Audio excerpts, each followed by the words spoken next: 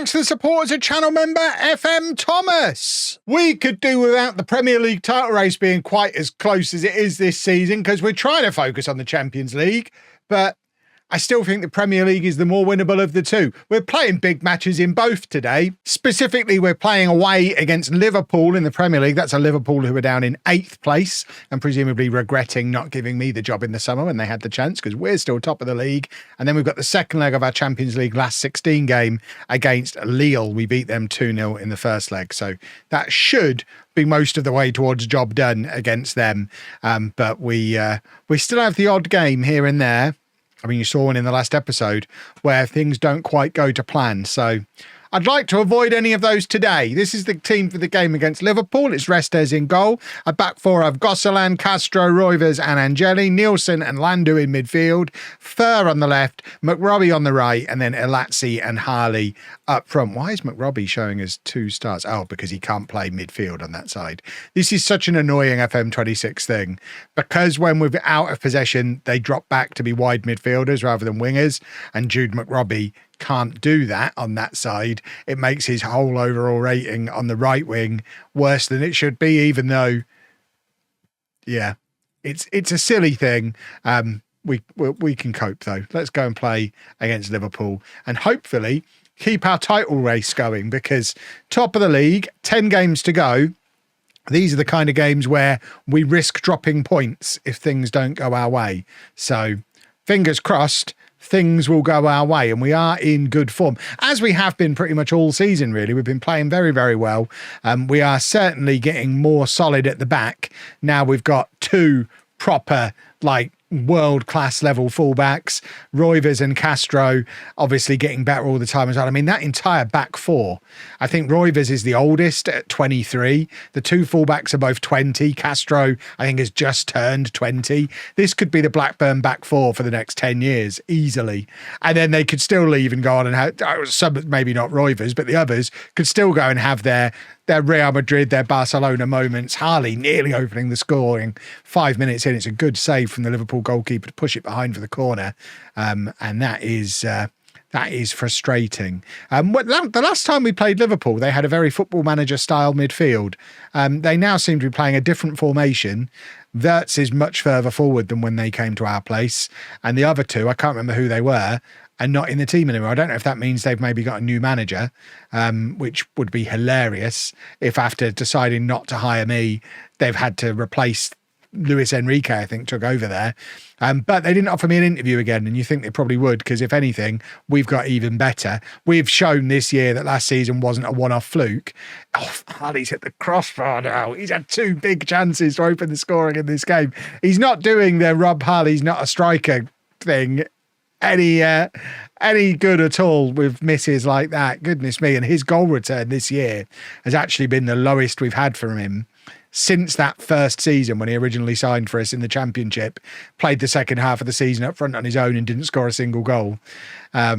He's very much still in single figures for goals this season, but it was towards the end of last season that he started to knock the goals in and became a hugely important part of the title winning side last year. So fingers crossed he can have a similar second half of the season resurgence this year. Gosselin not quite able to get back and do the covering. He's not quite Angeli yet, is he? He'll get there. Right, Harley dropping deep. Elatzi lays it off to Harley again, and now Fur has got space to run into on the left-hand side. He should have just driven that across goal. Both Elatzi and Harley were waiting for the tap-in, although maybe if he'd seen Harley's previous 2 efforts at a tap-in, he was like, oh, I think I'll have a shot myself here, maybe.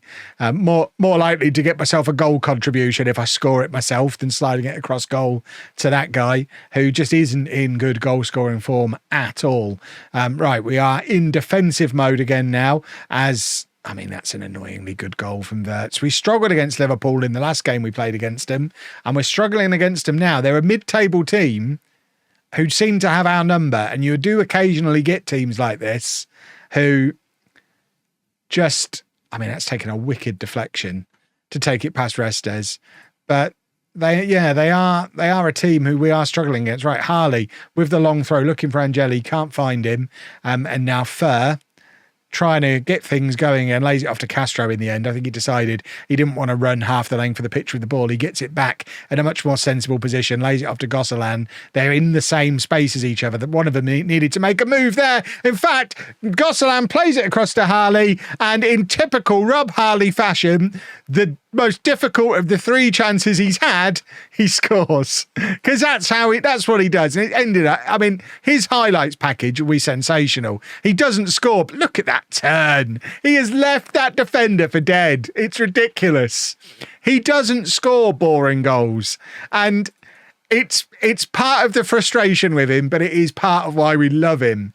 Because when he has a moment like he's had just there, there's no one else in the team who can do what he does in situations like that. That was just another Rob Harley moment of brilliance. That little turn on the edge of the area. He's now picked up an injury, which is a bit of a shame. He was down for quite a long time, number 10, in there. And I think we're probably going to take him off at half time to replace him. Unusually, to protect him, not to replace him. Unusually, we've had more possession than Liverpool in this match, which is very unlike us. But yeah, Kelly comes on for Harley at halftime. We just don't want to risk him. A bruised ankle is what it's saying in the dugout report, which is a useful piece of information because it means he's probably going to be okay if he has to miss the second leg against Lille. Fingers crossed that's already won, but we don't want to risk him getting a proper injury and missing a significant chunk of matches. He's already had like a 6-week spell on the sidelines this season. We could do without him having another one. That's a lovely pass from McRobbie. Nielsen, in a rare foray forward, gets in behind, and it's all a bit wasted then because he got into a really good position, but instead of shooting or crossing, he decided to lay it back to McRobbie and kind of return the favour, and it was a much less effective thing second time around, McRobbie having the ball. The XG suggests we should be winning this game. Liverpool have had their one goal, which was a Wirtz moment of brilliance, and they've not really created much else aside from that. They're having shots, but based on their XG, I suggest they're just having fairly wasteful shots from range. We are going to bring on McAdams for McRobbie. Oh, McAdams is injured, so we're not going to bring on McAdams. We're going to bring on Gurgle and Bensivenga. And I think we're going to do that. Can he play wide? Yeah, actually we will. We will leave the front two uncomplicated because he's an accomplished left winger. It's the same thing we just saw with McRobbie. He can do that. He just can't do that. Gurgle isn't ever going to be good enough, but for this season, we are a little bit light in backup wingers, as you're seeing by the fact that these two have had to come on now. We need one more winger who can cover both sides, really. We need a second Jude McRobbie. The comments are now screaming, yes, his name's Rob Harley. He can be your utility winger. Bring in another striker. Angeli's just done a football goal. It's 2-1 to Blackburn, and this will be a huge result for us if this comes off. Nielsen with the corner, it hits Castro in the nipple. I think Castro actually gets fouled there, but we score from it anyway, so it doesn't really matter. Bensivenga involved, and Angeli just brings it down on his weak foot. He is the best right back in world football. He's certainly the best right back in the Premier League, according to the Dream 11. And I think if you're the best right back in the Premier League and France is starting right back, and you've just won World Under 21 Player of the Year, I think there's a good chance he's the best right back in the world. And he's a Blackburn player. And that's beautiful. Right, Fimbra's coming on for a rare central midfield appearance. He can play there. We used him quite a lot there when he first arrived.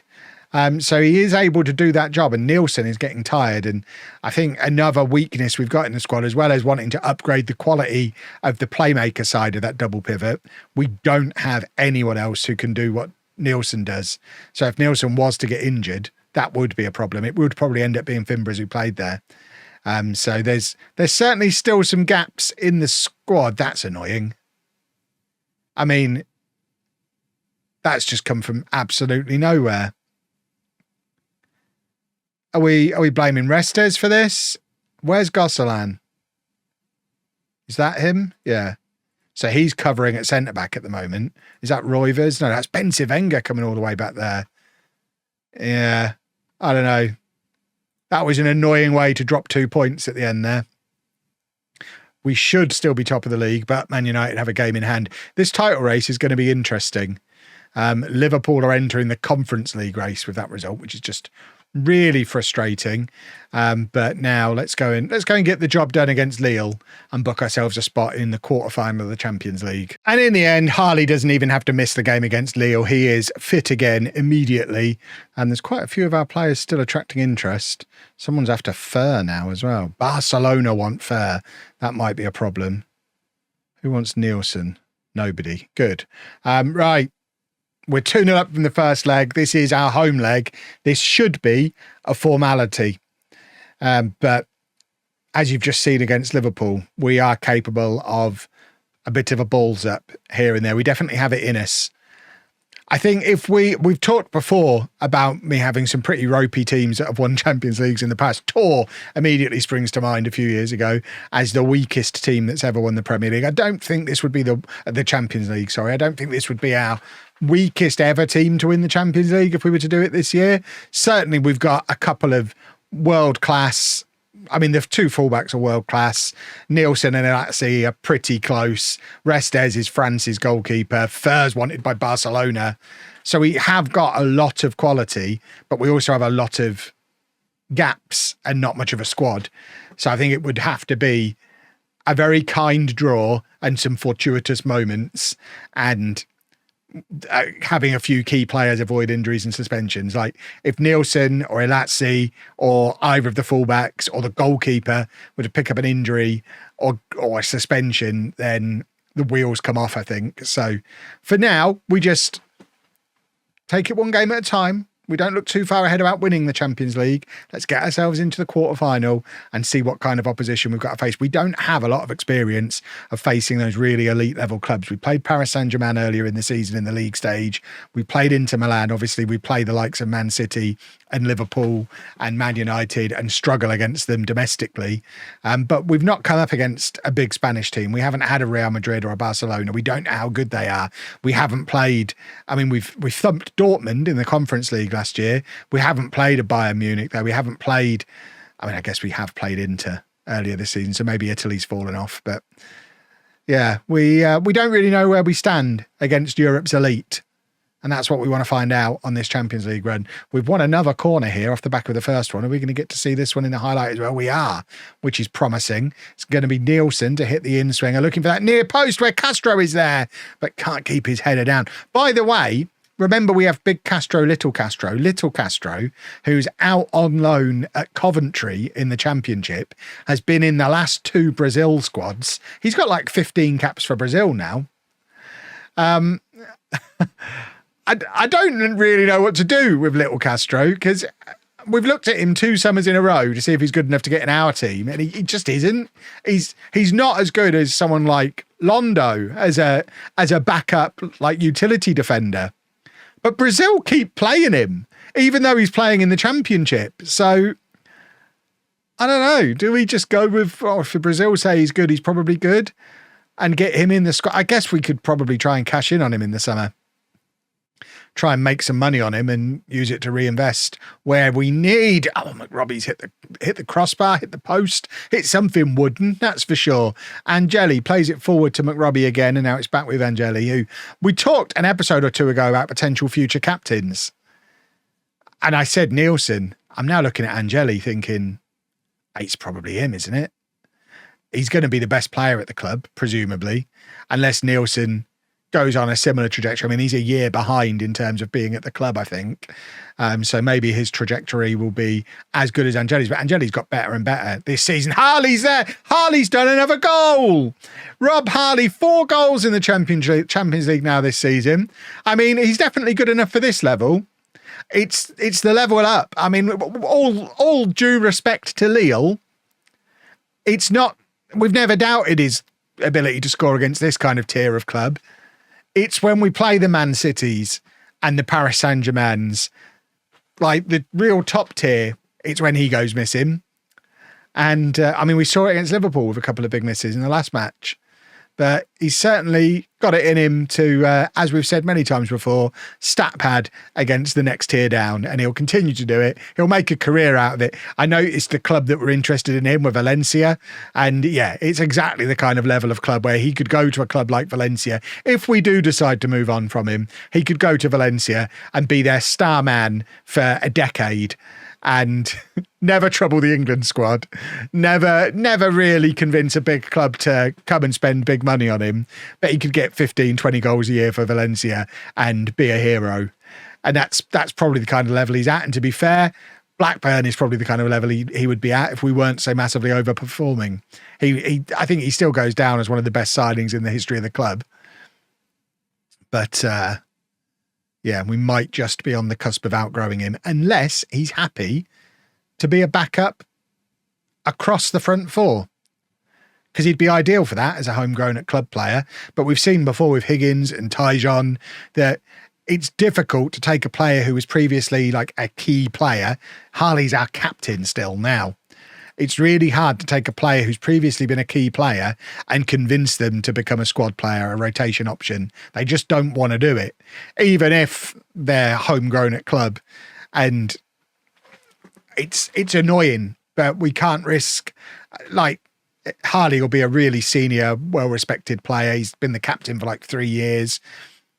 If he gets unhappy, he brings his whole dynamics group down with him and causes a huge problem. It's why we had to quickly move Higgins and Tyjon on when they fell out of the team, because they were hugely respected senior players that weren't happy to take on lesser roles.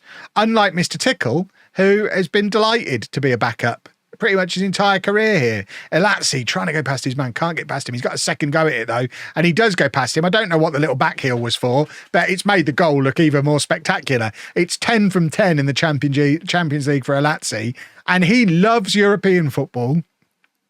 He's a weird one. He's fantastic in Europe, maybe not good enough in the Premier League. Oh, it doesn't count. The little back heel was beautiful, but it's actually led to him being offside, because if he'd have just kept hold of it himself, when he receives it back, he's offside. He should have just kept going. There was not really any reason to lay it off to Nielsen, the silly boy. I mean, he's still young. He's the current European Golden Boy. Angeli won European Golden Boy last year. Elazzi's won it this year. I think he's offside again there. Yeah, he is. So he's still officially on the transfer list at his own request as well, waiting for someone to come and pay his release clause. So these are the kind of matches where he does need to show off a little bit to show the big clubs that it's worth spending £114 million in one go on him. McRobbie plays it back to Angeli, and now there is Elazzi back to Angeli again, who plays it all the way across to Castro, who's decided to dance forward and join the attack. Landu shoots from range and misses the target. And I know we've gone into this game with the job pretty much already done, but we're not exactly ripping Lille apart, are we? 1-0 up after 70 minutes. Yes, it's 3-0 on aggregate. Oh, McAdams is still injured. Stop trying to bring him on. Right, Kelly can come on. Harley can go out wide. And now we probably need to take off players who we want to protect. So Elazzi can come off. Angeli's played a lot of football. Londo can come on for him. We're just thinking in terms of keeping players fresh for upcoming matches now. Probably Nielsen should be coming off. I think we've got Nzita on the bench. We don't have Nzita on the bench, so I guess Fimbres will come on for Nielsen. Just again, in the interests of keeping him fresh. Fur wants to come off as well. We don't really have it. I mean, Hincapié is the only outfield player left on the bench, so I guess logically we take off one of the centre-backs. Roivers can come off for Hincapié, and we'll do that. And he can play a rare appearance at centre-back for us as he continues to go through his final season at the club. I don't think he's retiring. I think he's planning on going somewhere else. We've not offered him a contract, so he's not going to be sticking around here because we don't need him. We've got plenty of left-backs here now. Londo is obviously the long-term utility backup we've mentioned. Little Castro as well, who can play anywhere across the back four. So This is Hincapie's retirement tour. Apart from he's not retiring. I guess when he left Villa, he thought he was probably done. Villa get relegated. He leaves on a free transfer, comes into us and wins the Premier League. Ferb with the corner and Kelly's there. And that is his first goal in the Champions League this season in 10 attempts. And I know a lot of them are going to be off the bench, but that's why selling Elazzi would have been such a problem in January, because our backup option, he's not quite good enough, is he? Can't believe nobody mentioned it at the time when I signed him. But importantly, we are through. It's been relatively comfortable in the end over the 2 legs. I don't know if the draw has already happened. Do we know who we're going to be playing? Can we get and have a look at what's happening in the next round? We are playing Roma in the next round, I think. Is that what that's telling me? Quarterfinal. Yeah, Roma.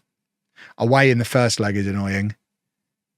There's some beatable teams. I tell you what, I'm only really worried about Man City and Barcelona.